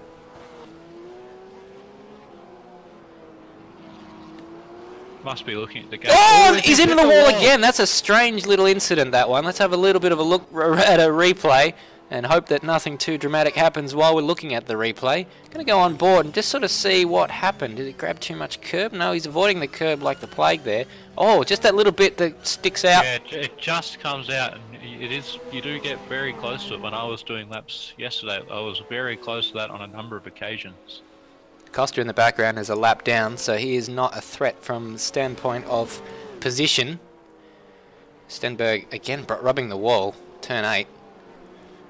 They say if you're not hitting the wall at turn 8, you're not trying, but there's certain... Probably don't want to hit it that many times. Stenberg quite wide out of 9 as well, getting right over the curbs there. Foley's struggling, I think. He's just... The car's not turning in. It's understeering like a cross-channel ferry here, and every time he wants to... He's used quite a lot of his... Actually, all tyres. His front right is probably his best one from the data I'm getting at the moment, but rear tyres are looking... And as a result, Kurt Stenberg's having a look into turn one here. He's diving back inside. He's done the signature Foley move. Oh, that's a huge moment there for Foley. Oh, and he's got a huge crash. They both nearly go over, and now they're facing each other saying, "You did it. No, you did it." Oh, let's check a replay. Oh. Going down to turn 1. Sorry, I was just watching Dylan Shepherd come around that corner as the two of them were sort of side by side on the track. Bad luck there for Stenberg. Foley losing it on the curbs, drives Stenberg into the wall. And looks like Stenberg might be about to retire from the race. Well, he's going to have a lot of damage from that. They both nearly roll over somehow. Foley is really struggling here. Sorry, Stairs. He's just clipped another wall and the car is all over the place. He's having a very hard time driving it as the safety car has come out. So that will at least give him an opportunity to get to the pits. And they, oh, look at that thing. It's crabbing so badly. I've never seen a car crab so badly and not immediately retire from the race. So I hope that he can get into the pits and somehow fix this car. And, well, it's probably a reprieve for someone like Dylan Shepherd, who's been struggling as well with the handling of his car. Because now's the time to make your pit stop. It makes the strategy very simple indeed. We've got Jared Filsell, Brenton Hobson, Colin Warwick. They're all in the pits. Is Dylan Shepherd going to come in? Absolutely. That's the answer. So it'll be a slightly longer stint on the second stint of this race. But this is the time to make your pit stop. No question about that. So Filsell comes out. Has he changed his tyres, Scruff? I was distracted telling people to turn their headlights off, sorry, Stairs. There you go. Well, we've had a flurry of activity in the pit lane. All the leading drivers in there. Colin Warwick, hopefully he can get that car fixed. Brenton Foley has managed to limp that car. I'm surprised it actually made it around that very tight pit entry, to be honest. It looked like it was crabbing the right way for him to just flick it around. Well, call it luck that it was crabbing in the correct direction there, because, oh gracious, that's an ugly sight. And already a bit of damage. And Colin Warwick's got to drive through penalties, so that one will no doubt be for speeding in the pit lane, so things go from bad to worse for Colin Warwick.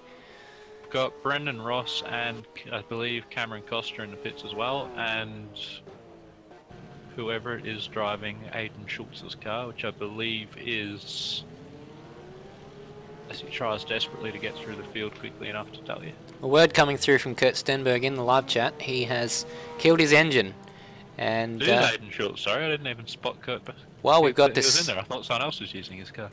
while we've got this safety card, we've actually got Michael Ford down in the pit lane there. Are you with us, Michael? I am. Can you tell us what happened to end your race, mate? Screen flickered with a Windows update, and I gassed it up, and I had no idea what gear I was in. I was trying to hope, I felt it hit coming through the force feedback, and I had no idea what gear I was in. I kind of feel really bad for Phil.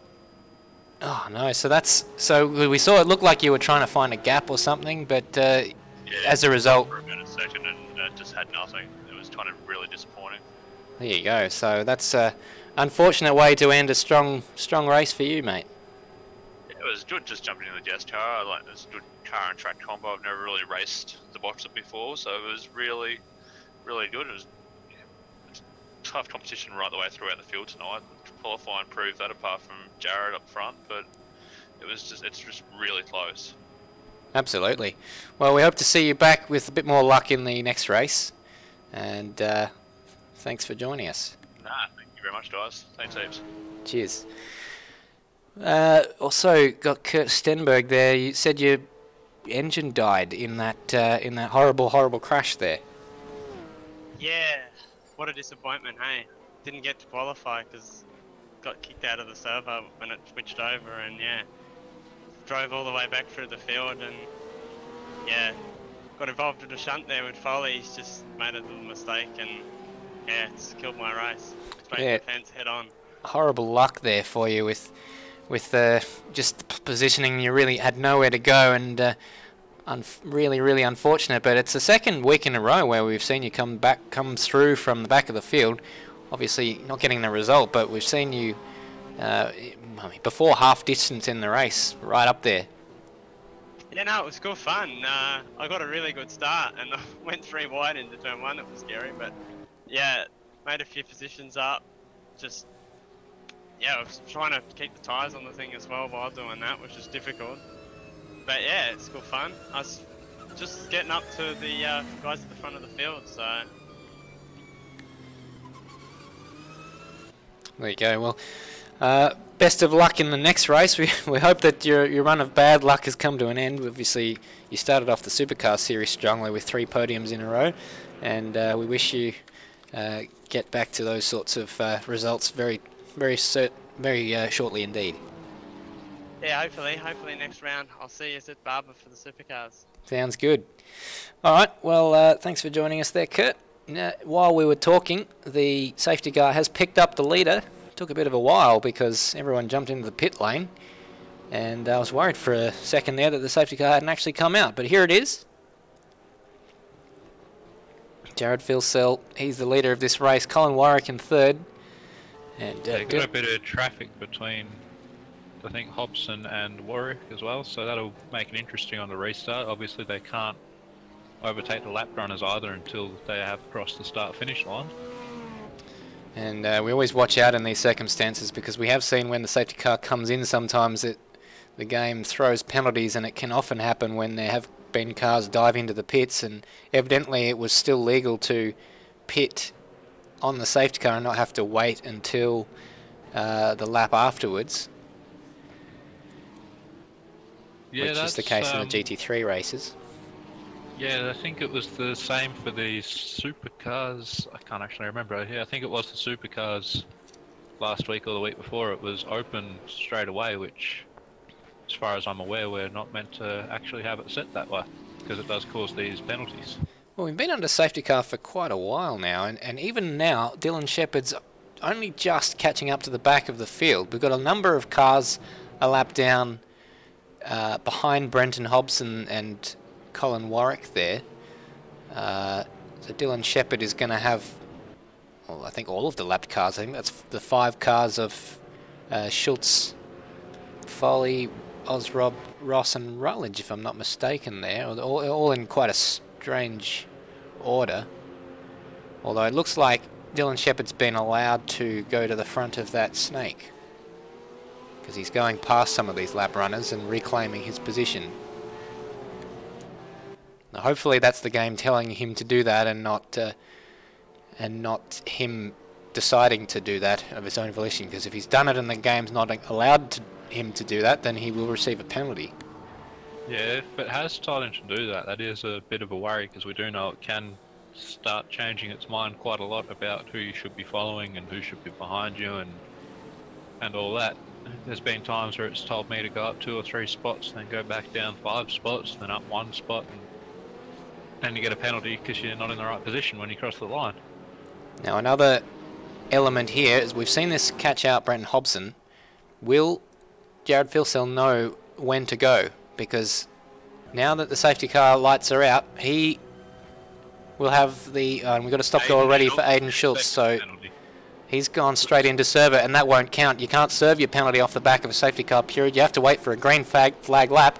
And Jared Filsell has gone. He's not got a stop-go penalty or anything for going too early, so he's controlled that restart masterfully. I think, from memory, this track gives you the green as you're approaching the final corner, so it's not quite the same as some tracks where you've got to wait down the straight at a very slow speed. But nonetheless, he's got himself a pretty good start. Brenton Hobson safely away in second, and Colin Warwick wiggling that car through in 3rd place. Behind, we've got a change of position with Brenton Foley. Actually, I don't think that was for position, actually. Brenton Foley went through on Ross, but that's put Ross a 2nd lap down. Now they're up there in 5th place, so a commendable effort for Nether, who's just quietly gone around about his business and kept his nose out of trouble, up into 5th place. The ARW guys seem to have a good knack of coming in and making up a lot of positions at this track, as I think I've just heard a crash somewhere. Yeah, it looks like they're fine, whoever it was. It was a rub at turn 8 by the looks of it. And, and maybe it was Filsell, because Brenton Hobson's through into the lead of the race. So we're going to have to go back and have a quick look at that one. And on the approach to turn 8, we're going to watch Jared Filsell. And it wasn't turn 8, maybe it was later on. We saw Warwick hit the wall there. I think Filsell just got deep. Yeah, he's run wide at 9. Cold brakes. Cold brakes there. That's what I would expect that to be down to. Or maybe he's just fancies a race. So Brenton Hobson is in the lead of this race for the very first time tonight. And funny how a safety car throws up these sorts of interesting and different scenarios. A huge moment in the race too, that one, because we know Hobson's very capable of defending his position. And while he does not have the pace of Filsell, he, as I've just said, is very good at defending that position. So this could be quite an intense race for a while yet, as they get very, very aggressive over that curb. Yeah, we saw Jared likes to take a lot of curb there, probably a bit more than Brenton Hobson. Complete opposite to someone like Foley, we saw avoiding the curb like some sort of horrible grandmother's cooking. But Colin Warwick there, 3rd place. Dylan Shepherd in 4th. Nether's not in the screen anymore, but he seems quite safe in 5th place with Philip Boak about 4 seconds behind, although we know how good Philip Boak is. And Cameron Costa a very, very long way behind. Yeah, Boakey and Foley, we all know that they, under safety car, will pit 300 times a lap.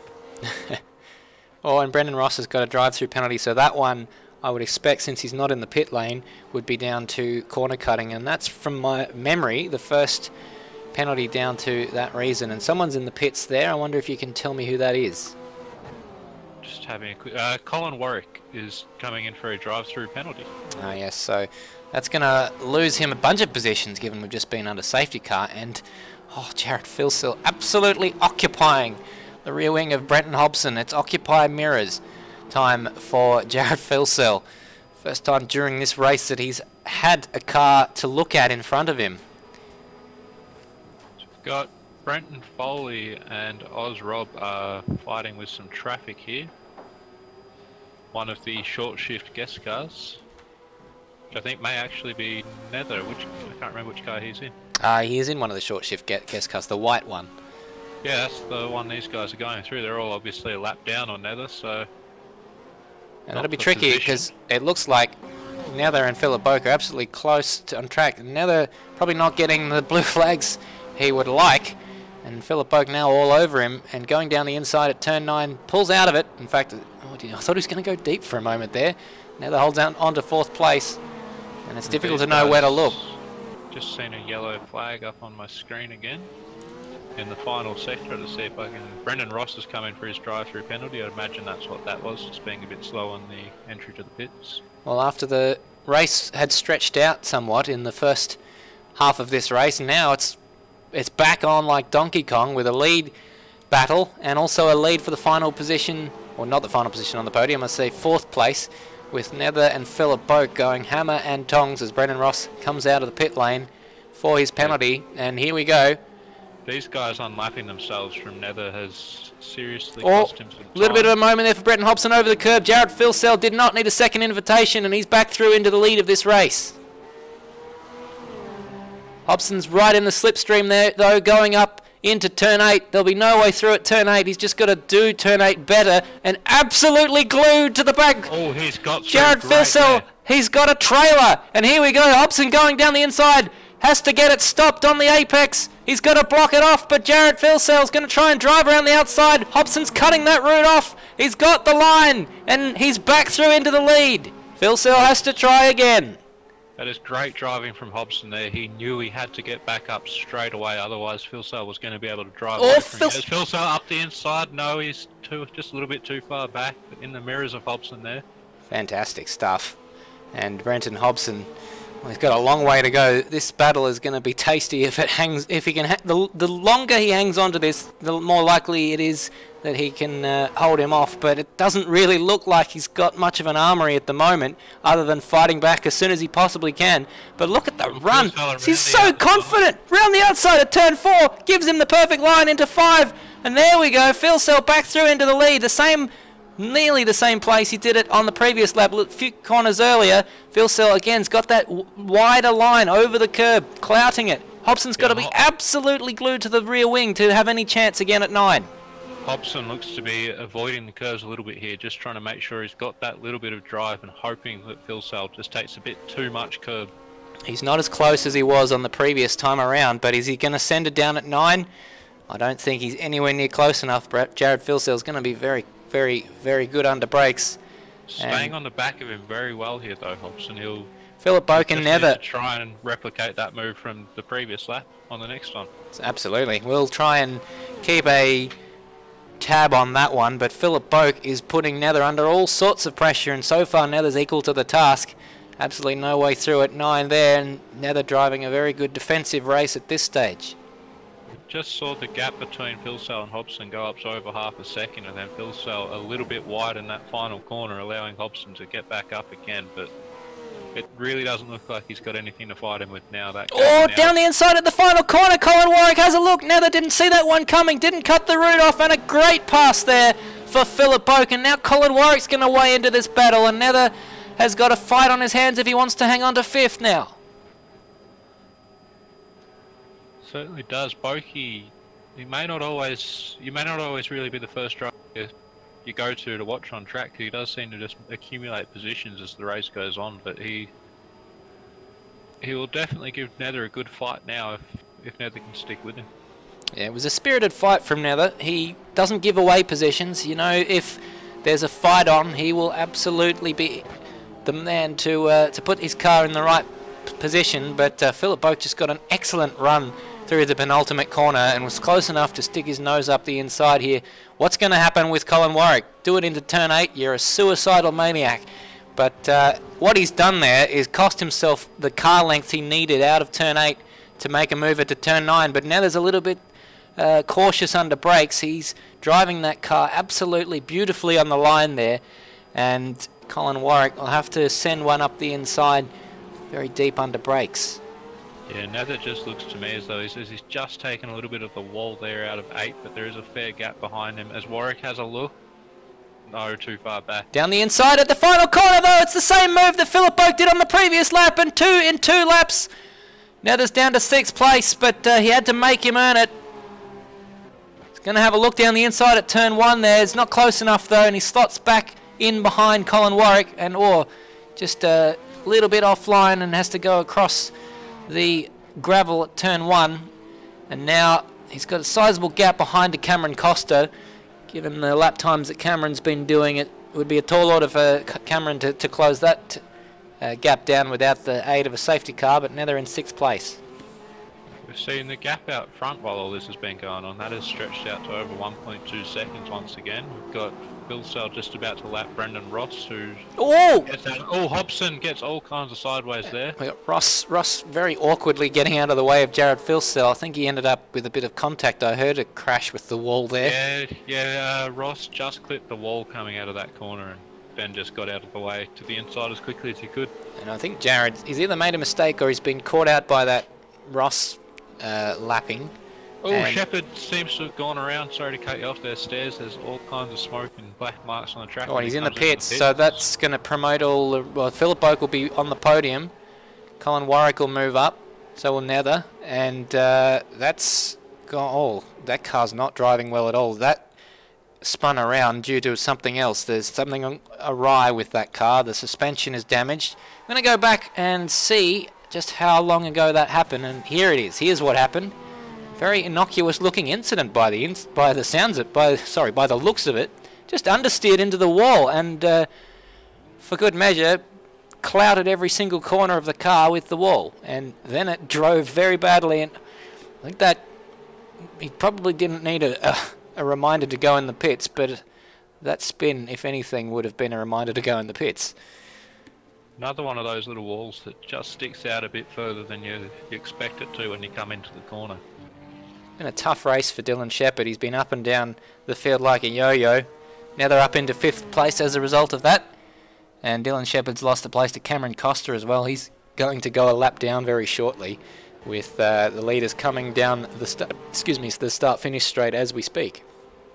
We've got Brenton Foley and Oz Rob there having a decent race as well. There's a bit of air between them at the moment, but they were much closer together not long ago. And yeah, Foley you would expect to be the quicker of the two, but at the moment doesn't seem to have much to fight with against Oz Rob.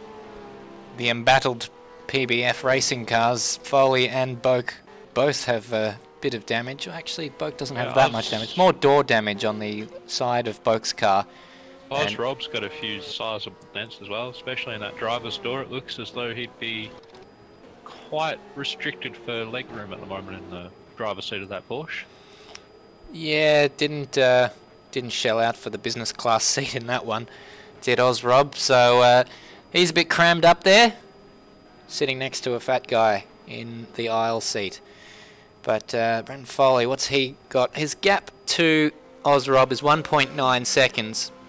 And on the last lap he was slower, but his fastest lap is a fair bit quicker. We don't actually know yet whether Foley is still nursing damage that perhaps wasn't able to be repaired in his pit stop. Whether that's affecting his speed. It may well be aero damage.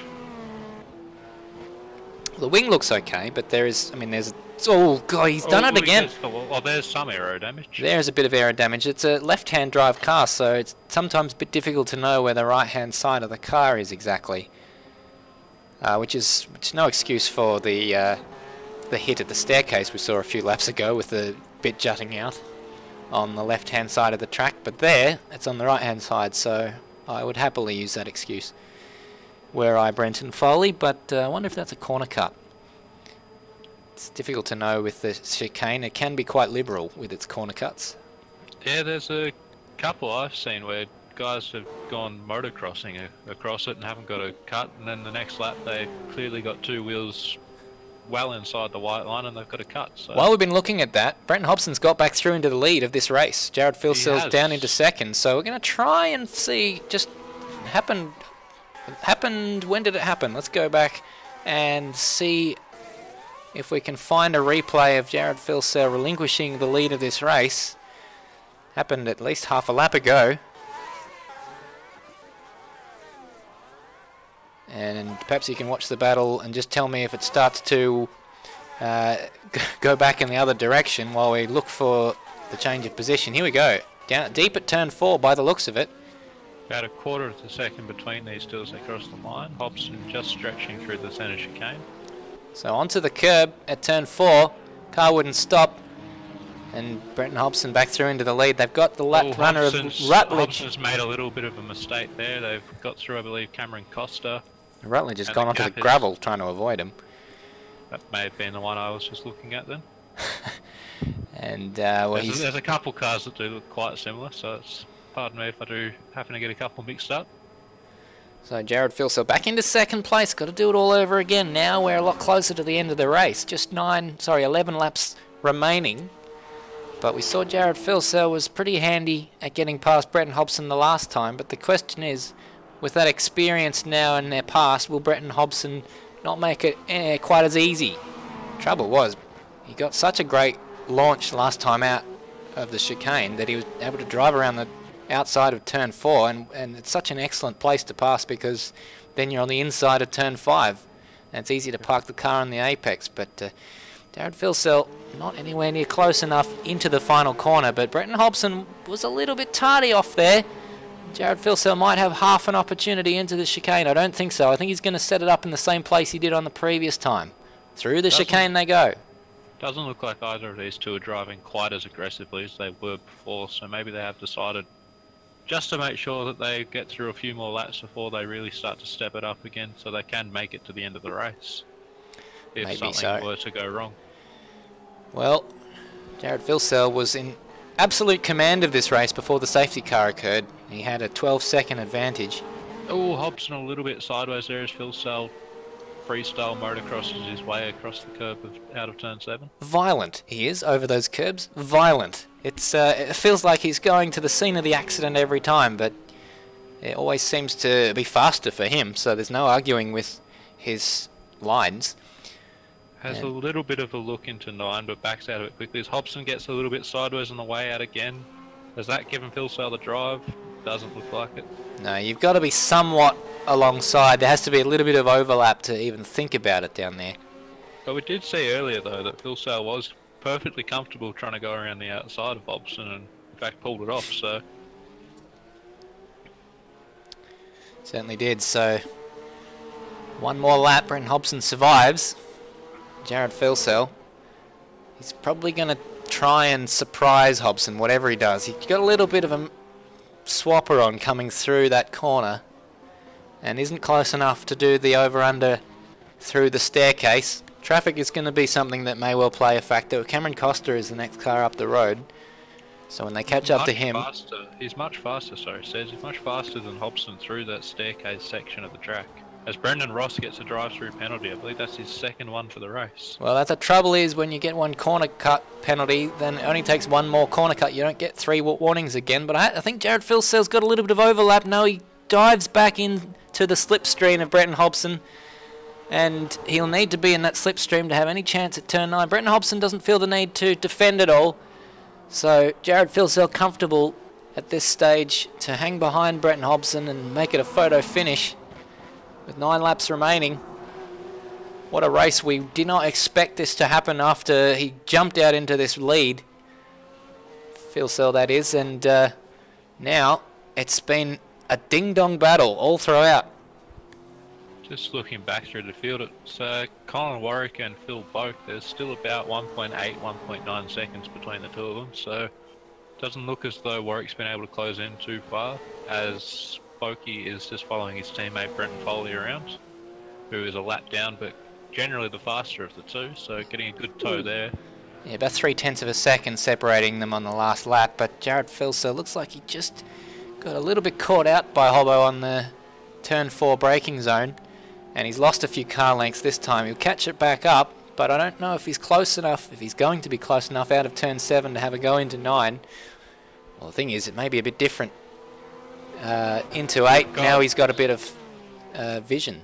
Sorry, Stairs, we got Oz Robs retired from the race as well, so... Oh, Aiden Schultz has gone around.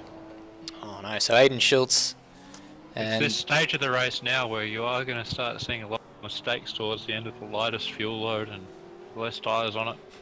well, what happened, because they did their pit stops around lap 18 or 19 when the safety car came out, they're going to have to do a longer stint on the tyres than they did in the first stint. And yeah, they're now sort of into the range where That the is. tyres would have just been approaching as they pitted last time. They've still got 10 laps to go. best part of, and Jared Filsell has not managed to get the job done on Brenton Hobson just yet. He's absolutely all over the back of him. There's no question about that. But Brenton Hobson knows a thing or two about pressure. And here we go. He's got his closest opportunity yet. Brenton Hobson tried to defend, but he snuck up. Jared Filsell snuck up the inside, and he absolutely wrestled the lead away from Brenton Hobson. And a penalty for Dylan Shepherd. So a bad race goes from bad to worse for Dylan Shepherd. A gap to Brenton Foley behind is 22 seconds. So it looks like Dylan will relinquish that position to Brenton Foley. And have a look. Could be quite close once he comes out of the pits though. Absolutely. Well, now we've got Warwick looking to drive around the outside and do the old Jared Filsell move at turn 4, but he didn't do it quite as cleanly. He's still got the track position. Brenton Foley behind them's got a nice watching brief as his teammate loses the final position on the podium to an excellent move, all apart from a slight little off, but it doesn't matter because Colin Warwick has made his way up into third place. We've got Nether as well after having a good little battle with a few guys earlier. He's now got almost 30 seconds ahead of him and over 13 seconds behind him, so turning into quite a lonely race at the end here for Nether. I think he might have had a moment though. He's 1 minute 25 on the last lap, so he's not as fast. He's 3 seconds off his best lap on the previous lap. Yeah, because the gap behind him did come down significantly and is actually still coming down quite a lot, I believe, on this lap. So he may be running into tyre issues or saving petrol. Yeah, well, his Costa was about 2 seconds a lap faster than him on his fastest lap. So, and Nether's not quite at his fastest at the moment. Albeit Cameron Costa did get a corner cut on his previous lap, so he might have to start conserving in that regard very soon. But the gap, which I called as being quite safe about 5 or 10 laps ago, at about, well, I think it was well over 30 or 40 seconds, it has come down a bit dramatically, and Nether may well have a fight on his hands to hold on to that 5th place. Blue flags now for Costa with Filsell and Hobson right behind him, so they'll be up to Nether before too long as well. And that will cost Costa. Definitely will see this carrot dangling in front of him. He'll need to relinquish those positions, well, not track, well, the track positions, not actual race positions, as efficiently as possible. Right, he lets them go through on the main straight. That may have actually cost him quite a lot. He's let both of them through at the same spot. He should have. He didn't need to do that. He could have waited for. Hobbo was 2 seconds behind Jared, so. I guess he felt very like close behind him either. He could have waited a little bit and got onto them through this part of the track and maybe got a bit of a tow. Nonetheless, they will appreciate that. We got now Dylan Shepherd has emerged right behind Brenton Foley. So I called it. He served his penalty by the looks of it. And Foley very close to his teammate there. He's had to get out of it going into the final corner. And that has meant that he's lost the position to Dylan Shepherd. And he's got a bit of run, but he's not going to go into turn 1 there. He'll probably be a bit gun-shy about turn 1 after the accident they had earlier on. He'll be having Vietnam's flashbacks, or centre chicane flashbacks. Dylan Shepherd does seem to have a fair bit more pace at this stage, looking to unlap himself from Philip Boak. Boak definitely not going to make it easy for him. He'll do what he can to help his teammate out here. Of course, not obliged to get out of the way for a car that's a lap behind. Oh, that doesn't matter now. Foley's... Oh, he's done a great job to keep that one out of the wall. He was for all money going to the inside wall. But he's kept that one alive. Foley probably won't be pleased with this result, but if he can get it to the finish and score some good points, it will be a good recovery from what looked like a race-ending collision earlier on in the race. Amazing, the gap behind him is 2 laps to Aidan Schultz. Boak's still just not going to let Dylan Shepherd through though. And nor should he. He's not obliged to, as you said. Yeah, doing what he can just to help his teammate out, I'd say. Just holding him up as best he can. These two will be on radio together talking about it. And Buck's still going to be entertaining thoughts of a podium here, that Colin Warwick hasn't streaked away. Still a second and a half or so. And that's just one mistake. In these final laps as well, anything can happen. The tyres and someone maybe not quite having enough petrol on board. Thing is, if as Boak defends the track position from Shepherd, if Dylan does go through, it would be wise of Boak just to say, all right, off you go. You think you're faster, drag me with you if you can, and then see what happens when Dylan catches up to Colin. Because he has new tyres, that is the benefit, and that is the reason. Not necessarily, I mean, in terms of their fastest laps in this race, Philip Boak's fastest lap is a 20.08, and Dylan Shepherd's is a 19.6. But Dylan Shepherd has fresher tyres and should, by all accounts, be about a second a lap faster than Philip Boak. He's got up the inside of Boakey there into turn 9. Now, if I was Boak, I'd just follow in his wheel tracks, bring me up to Colin Warwick. Just get right underneath that rear wing and keep up as best you can. Looks like Brenton Hobson has had his spirit broken by Jared Vilsell. A gap out to about 3 seconds now. And we have seen that a few times, those Stairs, and Vilsell has made a mistake and fallen back behind Hobson, so still not quite over for Hobson. Very true. He'll probably be trying to set the fastest lap of the race still, even though his tyres are that old. Dylan Shepherd gets another drive-through penalty. It's not going well.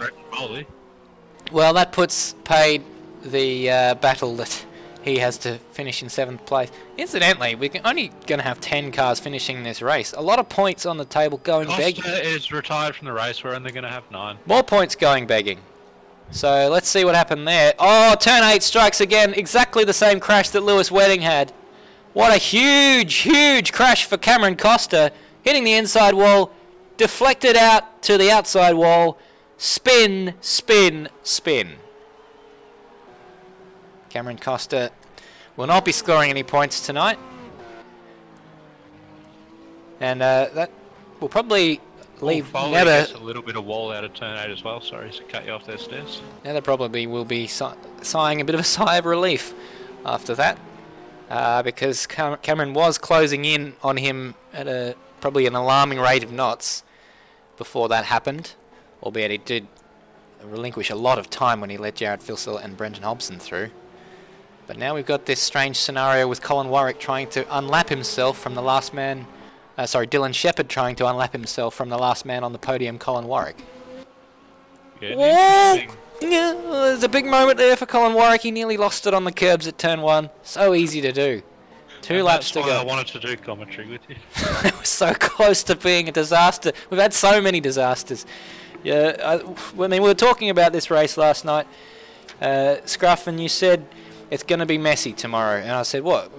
The server's not correct? We haven't decided this or that? No. The racing will be messy. The cars will be in and out of this race. We'll be seeing DNFs. You predicted safety cars. We've seen one safety car.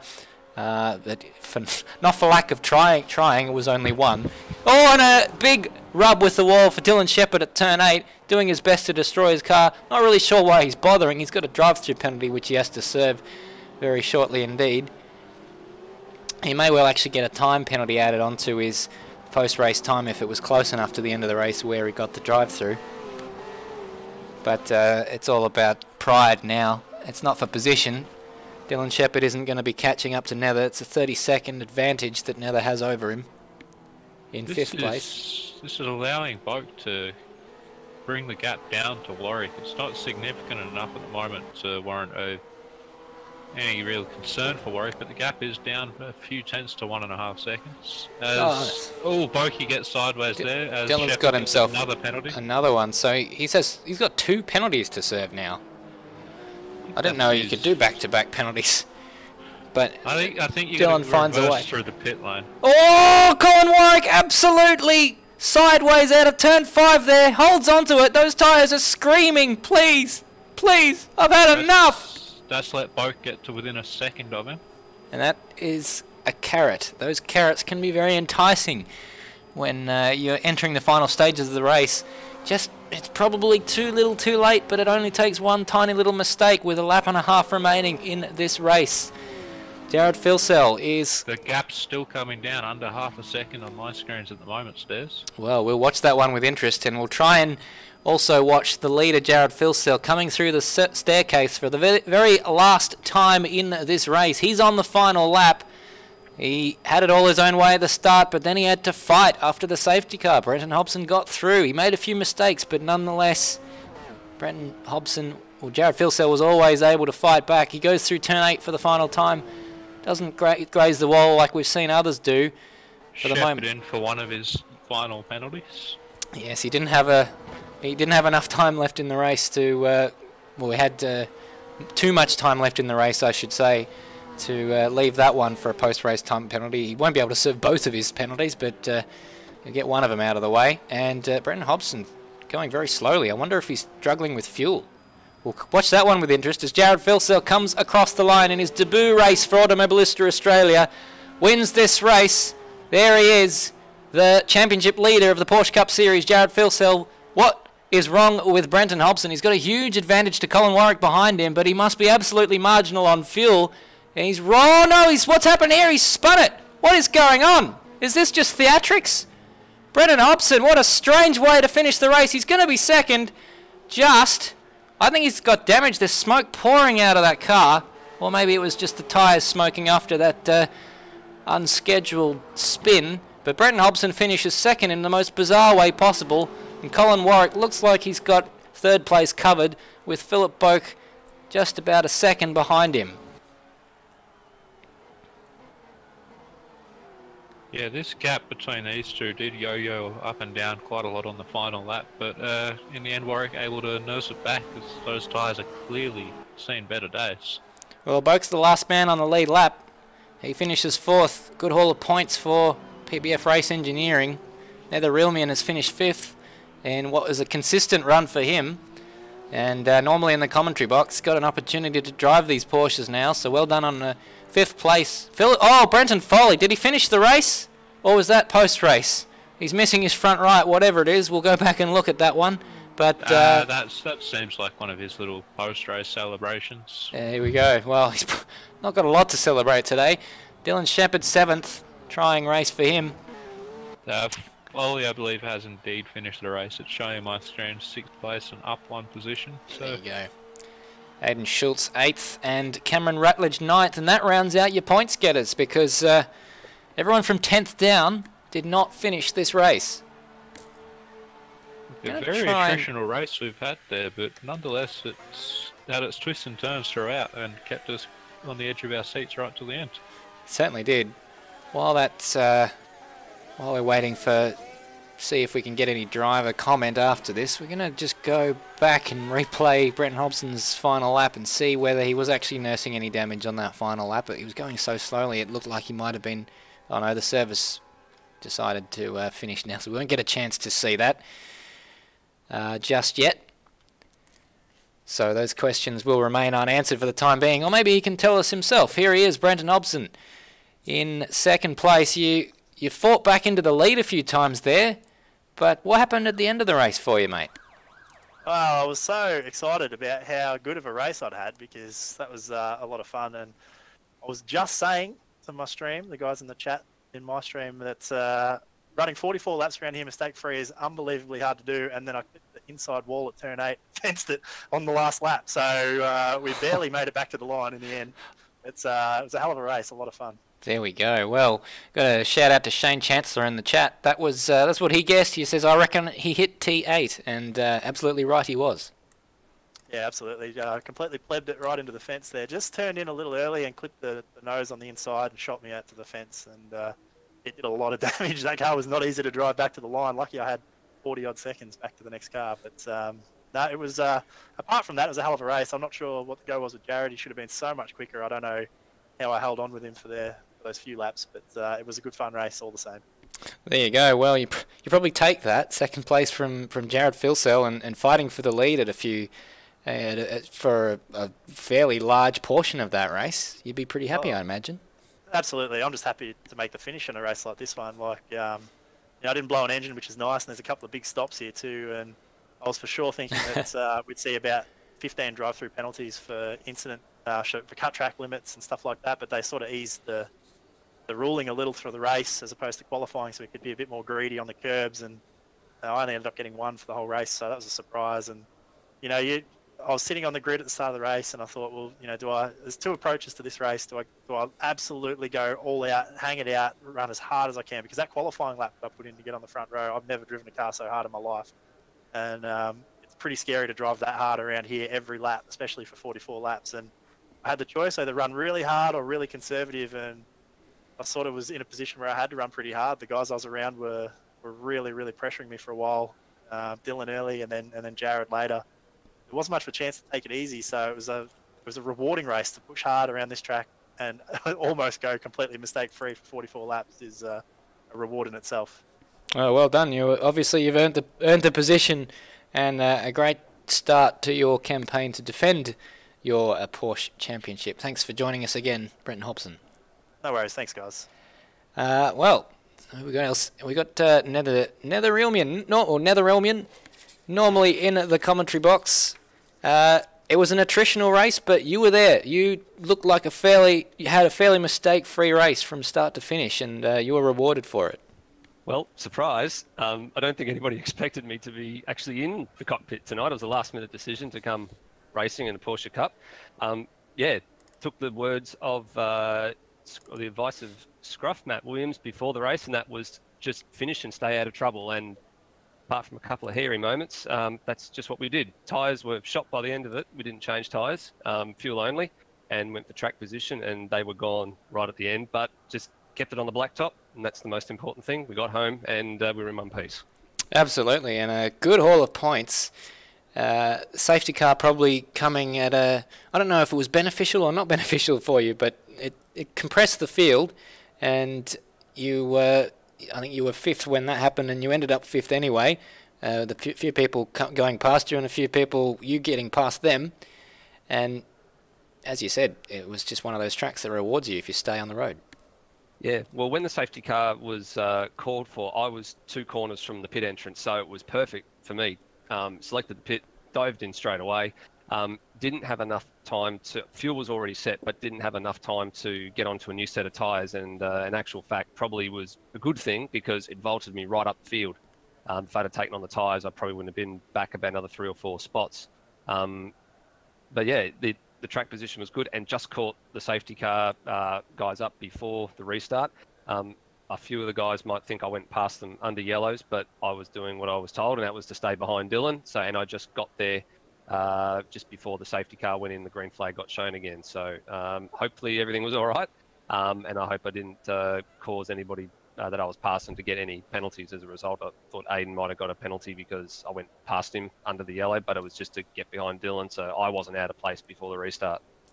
There we go, so that should clear up anything. If anyone's got any questions about that, of course, if there's anything to be reviewed, needs to be put into the Stewards channel on Discord, but from what we saw, it was quite largely uneventful, the safety car period, apart from, I think, one stop-go for Brendan Ross from memory.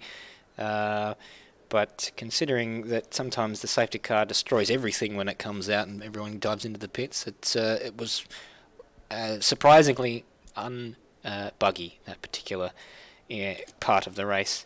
One man who was chasing down Nether towards the end of that race was Cameron Costa. Cameron, are you with us?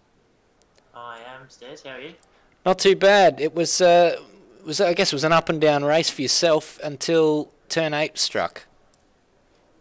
Yeah, I guess that's what happens when you come in unprepared and don't have any practice. So just didn't have the chance to get any in today, and it's it's what you sort of just hanging on for dear life. I mean, the attrition rate was severe. I didn't expect it to be that big that early, but so it would be what it may, and I just couldn't capitalise. I just wasn't concentrating, made mistakes. I mean, after the pit stop, my early pit stop after the first damage, the safety car come out, and I shouldn't have done what I did, but I've ended up clipping the inside wall twice at turn 8, and the second time was worse. So it's, as they say, Adelaide bites, and See why.